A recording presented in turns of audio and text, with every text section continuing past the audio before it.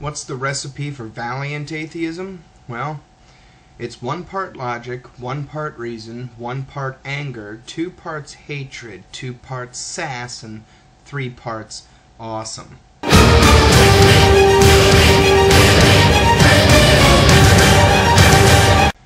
Violently Graceful said he'd be interested in watching a video about nutritional anthropology. While this brief little mini lecture isn't going to stretch the entire video, this is for you, alright?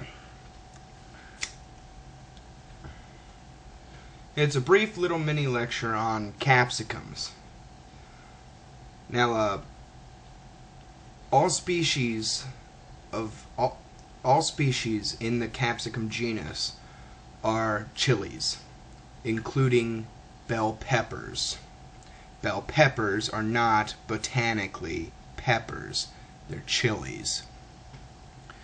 Coincidentally, capsicums are also in the nightshade family, along with tomatoes and eggplants. Tomatoes are botanically fruits, for those of you who didn't know about that. I don't remember the year. I want to say 1927, but it was probably earlier than that. But we'll, for the sake of argument, we'll just say in 1927, the Supreme Court ruled that tomatoes are vegetables to avoid paying a fruit tax. Anyway, capsicums. Most of them, with the exception of your sweet peppers or your bell peppers, contain methylvinylononenamide, which is capsaicin for those of you who don't speak culinary science. Yes, capsaicin is the same stuff they use as a topical anesthetic. Yes, it's the same stuff they use in police-grade pepper spray. Capsaicin is just like whipped cream and leather teddies. They make things hot. The human tongue has 5 different kinds of taste bud receptors: sweet, salty, sour, bitter, and umami. Now, if you picture each of these 5 different receptors as a different lock, you need a certain key to fit into that lock. Capsaicin is more like a bobby pin or any other kind of lock-picking tool. It fits everywhere. And once it gets in there, it's in there pretty good.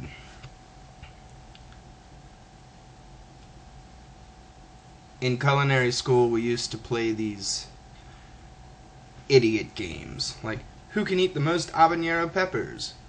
Or there was one where one person would take a sheet pan and bang it into their head and try and dent it through, and then they'd pass it to the next person who'd take the side that's dented to them and then hit them and hit themselves in the head as hard as they can and try to dent the sheet pan through to the other side, and you just pass it back and forth. Last man standing wins. But if you get caught up in the pepper eating idiot game,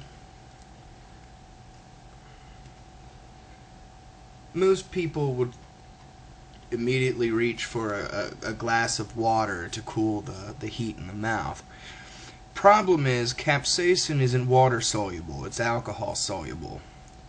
So water doesn't work. Beer doesn't work either. You'd have to swish pure ethyl alcohol to get the burning sensation out of your mouth.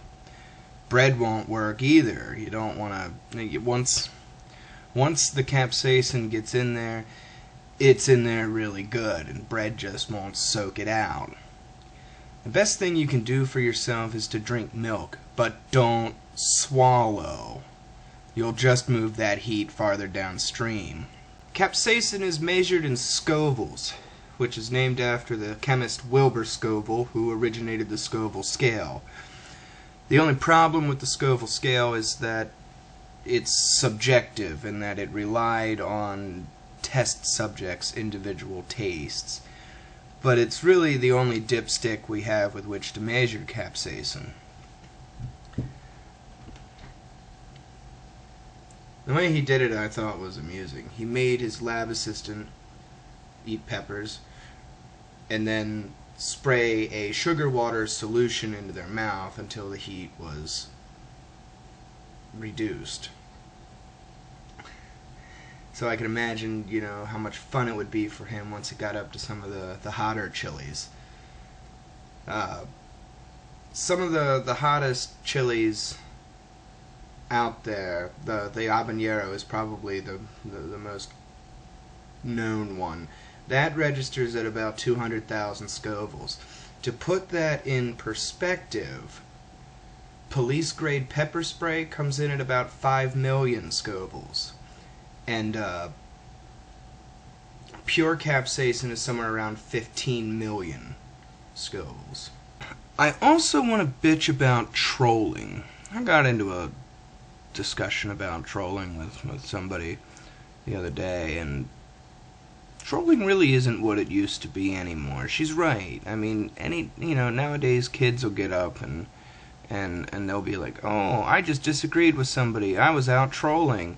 Or, "I just insulted somebody. I was out trolling."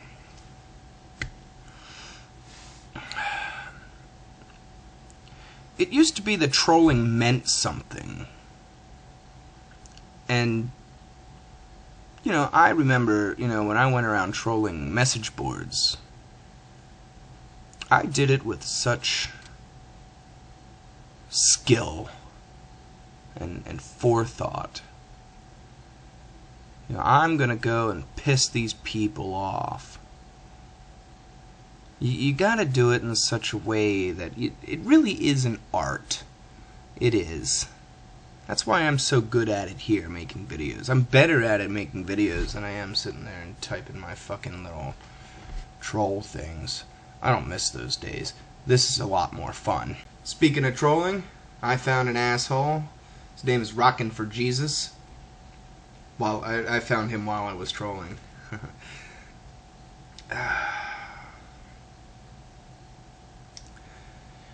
Well, as I've already covered in the first video in my Atheism series, I'm the stereotypical atheist. So when people talk about atheists as a whole, whether they know it or not, they're talking about me. And let me tell you something here, dipshit. Okay? The reason why it seems like atheists are after Christianity more than they're after Islam is because, for the most part, we attack the religions that we know the most about, or the religions that are closest to us.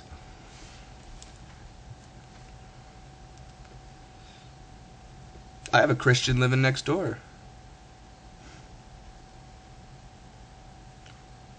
I don't have any Muslims in my neighborhood. There aren't very many Arabic atheists. Have you noticed that? For the most part,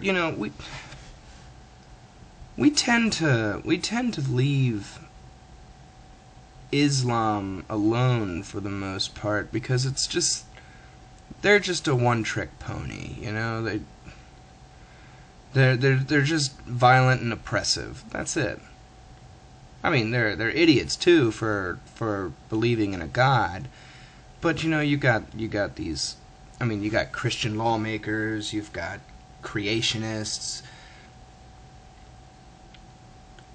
you've got these Christians that don't medicate their children, especially in when they have life-threatening situations and the child dies, and the death of that child could be avoided because of simple medications or a trip to a doctor.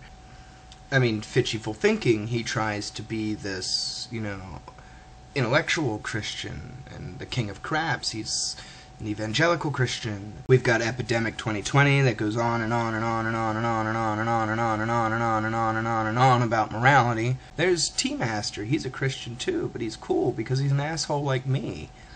I mean, all these different kinds of Christians, I mean, there's really a flavor for every taste, whereas for Islam, it's just pretty much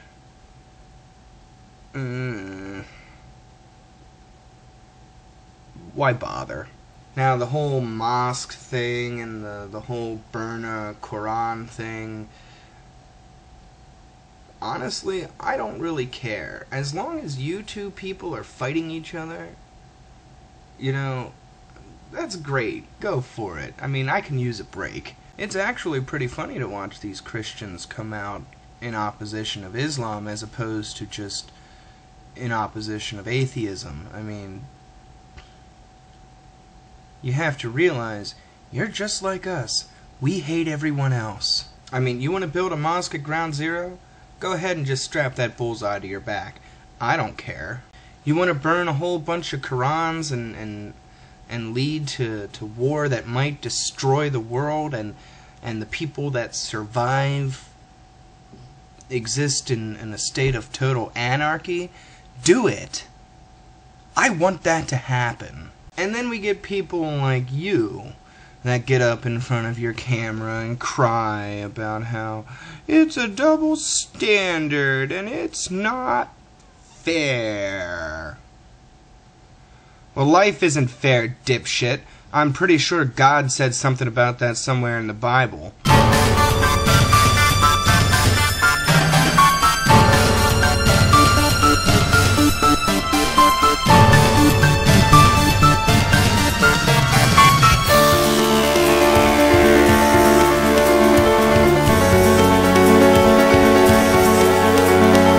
I'm not in the habit of making entire videos shouting out to people because, you know, I just don't do that. So they usually just get a small portion here at the end of my videos.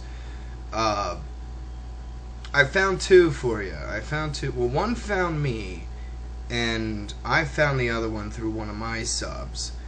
But I greatly admire both of their ranting styles. I'll provide links to their channels. Go check them out. The first one is, yeah, she's a girl. Her name is Lol What Holmes. And she's really bright and angry from what I can tell. The second one is a fellow by the name of Ichiro Cannot Die. I'll be honest, when I saw a thumbnail for his when I saw a thumbnail for one of his videos, my first thought was, wow, she's pretty cute. Why does she hate Facebook? Turns out Ichiro's a guy, and I kind of felt like an idiot. But, you know, they're both clever, they both like to rant, they both rant very well. Go check out their channels and send them some love.